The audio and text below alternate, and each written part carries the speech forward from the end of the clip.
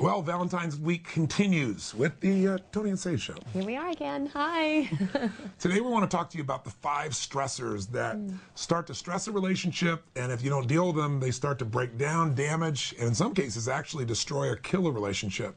And they're little things, but they add up really quickly. So let's get right to it. The first one is loss of attraction. Now, when you think about attraction, a lot of people say, well, that's not the basis of a relationship. But when you look at a relationship and you're talking about an intimate relationship, the only difference between an intimate relationship and a friendship is intimacy. And when that loss of attraction is there, when that energy and when you don't feel desired isn't there, it starts to affect the relationship. And a lot of times it isn't what you think it is. You know, sometimes we as women, we're so hard on ourselves. You think it's the way you look, or you might think it's your body, or might think it's something else. With Tony and I, sometimes, you know, if there's something going on in our life, and maybe I'll feel more tension, and, you know, I'm in more of a masculine mode and from a business perspective, and it's amazing. In a moment, that polarity can shift. In a moment, and vice versa on Tone's side as well. It's just unbelievable how that shift can happen in a moment. And on the other side of it, it can happen in a moment just to switch that fire back and that light switch back on. That's absolutely right. The chemistry is instant. Instantaneous. I mean, it's like magic. Or a woman who goes from being tight and controlling everything, more masculine, to letting go and being truly free, and then her radiance flows. So attraction can change in seconds.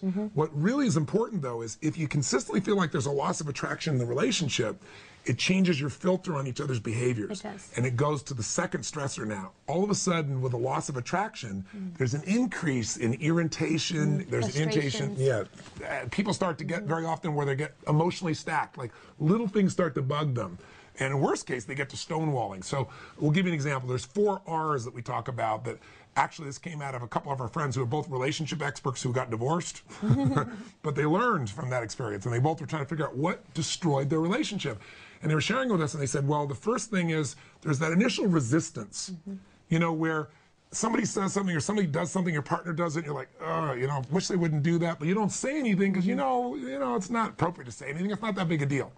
But if you don't deal with the resistance level... And you don't, we always call it speaking the unspokens. If you don't speak the unspokens and you don't speak that resistance, then that resistance becomes the next, and it becomes a little bit deeper, which is the resentment. And all of these unspokens and the anchors and the stackings, they all go deeper. Yeah, and what happens when it starts to become a resentment, the way you kind of know that is you start going, why does he or why does she always have to tell that story? Or, you know, why is he always late or she always late? Or why do we have to go through this?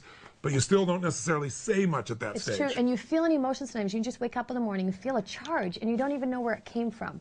And it's just that built up, what it was, resistances that you didn't deal with. And by the way, the resistances may have just been your stuff. Absolutely. But the fact that you didn't come and say, gosh, honey, I know this is my stuff, but I was kind of reacting to this thing. It's not you, but I just want to tell you, I got to shift this, or would you help me with this? If you can just talk about it, it's different. But if you don't, that resistance turns into resentment. If that resentment isn't dealt with, it starts to show up as rejection. That's when somebody starts going, why do you always do that? Or they, you know, when you overreact to somebody, you're not reacting to this moment. You're reacting to the fact that it happened again in your mind. And so people, by the way, when you start rejecting them or being really overly harsh, they don't know why you're doing this. And so then they feel really wounded. They tend to then reject you back, and it spirals it even worse. Crazy 8 that happens, or the rejection of, you know what, I'm out of here. And, you know, in that space, there's words that are spoken that it's just, there's that emotional charge. Now we're getting in deeper, and you're getting a level of charge and honestly toxicity in the relationship that you don't want. And we so stay in our relationship just with these. Once again, it's the awareness. And once you have this awareness, you can see where you are. It's like, you know what, I'm feeling resistance right now. That you can speak that unspokens, and you don't get to level 3 and 4. And my girl has no difficulty expressing her resistance or resentments. But the great thing, seriously, is we both tease. We have these little play fights where she'll say, you know, honey, you're driving me a little crazy right now. Or I'll do the same thing with her, but we do it not from a harsh place. Not from a harsh, exactly. Yeah, and then it gets the energy out, and then you don't build it up. Right. So there is a 4th level, but we're out of time. So we'll see you tomorrow. Seriously. All right, well, I'll give okay, here we go. The last piece is to finish there is when you get to a place where now you're repressing. In other words, resistance grew to resentment. Resentment got yourself to a point of rejection where you're kind of being harsh with each other.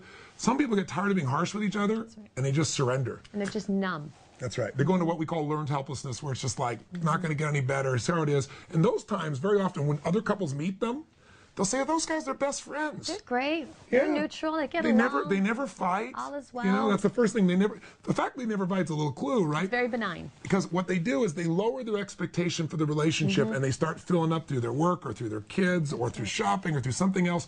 And what happens in that relationship is it's really dead. Or maybe it's a decent friendship, but you can be friends with anybody. Again, you can't be intimate with anybody. So our whole thing is about love and passion, not settling for one or the other, like taking it up another notch. And so breaking the pattern of these 4 R's is really critical. We're going to come back to step 3, or the 3rd, 4th, and 5th stressor, but we really will do that tomorrow. So join us back on the blog tomorrow. Till then, love with passion. See you tomorrow. Bye.